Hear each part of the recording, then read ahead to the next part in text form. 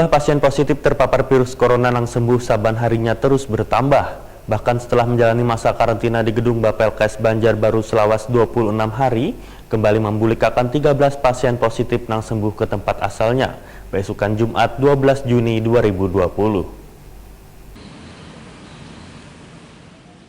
Jumlah pasien positif terpapar virus corona yang sembuh saban harinya terus bertambah. Bahkan setelah menjalani masa karantina di gedung Bapelkes Banjarbaru selama 26 hari, Gubernur Kalimantan Selatan Sahabiri Nur didampingi Wakil Ketua Gugus Tugas Percepatan Penanganan COVID-19 Kalimantan Selatan Hanif Faisal Nurofik kembali membulikan 13 pasien positif yang sembuh ke tempat asalnya, besukan Jumat 12 Juni 2020. Keputusan untuk memulihkan pasien tersebut didasari hasil pemeriksaan swab lanjutan yang menyatakan mereka sudah kereda lagi terpapar virus corona. Menurut Sahabiri Nur, pasien yang dibulikakan itu mayoritas warga Kabupaten Barito Kuala. Bahkan di antara 13 orang tersebut ada yang sakeluargaan berjumlah 5 orang, yaitu laki wan bini jua anak-anaknya. Sahabiri Nur mengaku bersyukur karena saban harinya angka kesembuhan pasien terpapar virus corona di Kalimantan Selatan terus bertambah. Bagi yang sudah dinyatakan sembuh diharapkan untuk selalu menerapkan protokol kesehatan dalam beraktivitas sehari-hari, termasuk juga untuk selalu mengonsumsi makanan-makanan yang bergizi. Wan rajin membasuh tangan pakai sabun di banyu yang mengalir, wan memakai masker.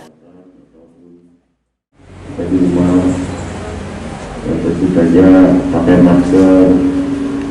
Sementara kita di suasana yang boleh dikatakan tidak nyaman buat kita karena kita sedang mengalami wabah COVID-19. Dan jangan lupa berolahraga, makan makanan yang seimbang, bergizi, dan tidak perlu mahal-mahal, ya. Karena gizi itu bisa didapatkan dari sayur,